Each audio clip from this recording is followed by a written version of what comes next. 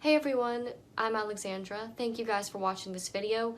It's going to be a little bit different than some of the rest of my videos. I haven't made a video about this topic before because of the visceral reaction that it invokes. Name-calling, anger, rage. Quite frankly, the reaction is untenable. But the longer I try to avoid it, the more I feel like I have to address it. That topic is the shape of the Earth. So let's not talk about proofs, exposing, or debunking. What I want to talk about is how the shape of the Earth fits into programming. Oh, and maybe you've noticed that I disabled comments for this video. Comments won't change anyone's mind, but they can hurt people's feelings. But don't worry, if you hate me and you hate this video, you can still dislike it. Recently, there's been a wave of propaganda against the Flat Earth movement. But this is not about information, this is about censorship.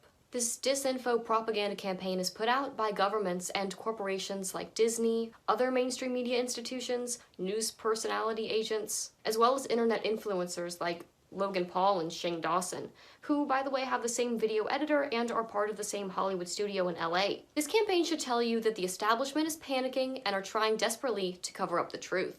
Otherwise, why would these organizations waste so much time and money? The infection of misinformation is to ensure that real information can no longer be found. If you can't get critical information on a subject, how can you educate yourself? They don't want you to think critically. They want you to repeat what you've seen on the sites that they approve for you. That way, you have no facts, but you still have an unwavering opinion. That should tell you that there's something here that they don't want the public to know. If someone is threatening you, it's from a position of weakness. If you weren't close to the truth, why would they be trying to stop you? After all, 6 companies own all of the mainstream media. So recently this mockumentary came out called Flat Earth to the Edge and Back. No, I don't think the Earth is flat. I think that's the dumbest I've heard in my life. The entire movie is a joke. No, literally, it's meant to be a joke. It's a profanity-laced parody of people who believe that the Earth is flat, and it's presented as if it should be on Adult Swim. Oh wait, yeah, they've already done that with the whole craft punk political party thing, making fun of flat earthers.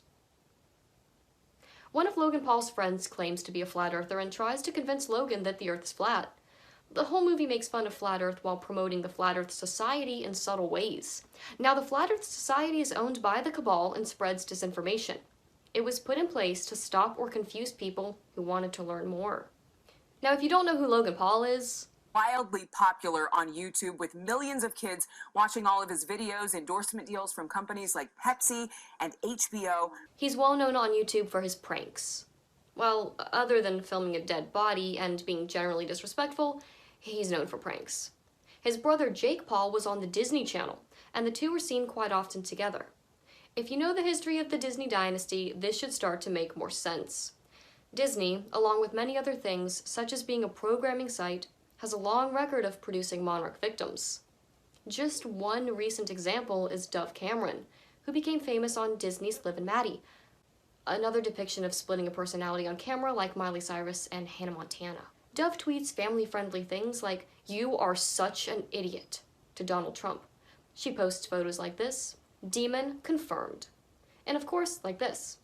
Her whole beta programming has been manifesting in her obsession with goddess worship. ABC's Nightline had a segment on Logan Paul's mockumentary. However, they presented it as if it was an authoritative piece. In the age of misinformation, conspiracies, myths, and outright lies can live a long life on social media. Take, for example, those who believe the Earth is flat.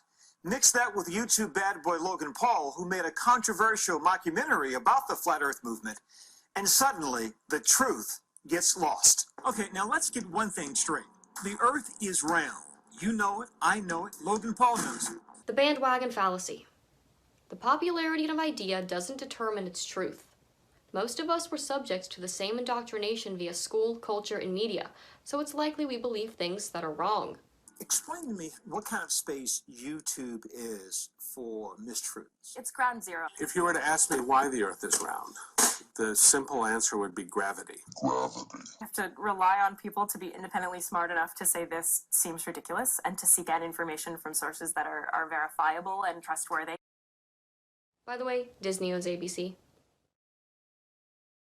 Disney is pushing this agenda, and did so in a way to present it to the younger generation, so that they may reject this idea before they even question their own beliefs. Why so desperate? And more than 8 billion fans from around the world are expected to tune in to the wildly successful show.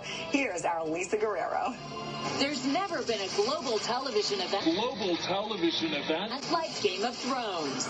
The numbers are huge because Game of Thrones is not just HBO's biggest hit ever, but because it's also going to be shown in 170 countries around the world. In this globally connected world in which we live, HBO has come up with a unique way of avoiding spoilers.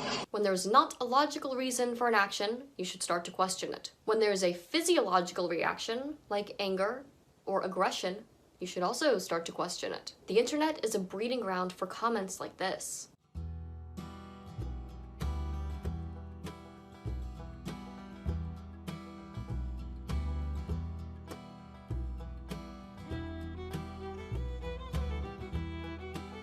And of course, the point of this Nightline segment was to praise Logan and scare the viewers about controversial videos on YouTube.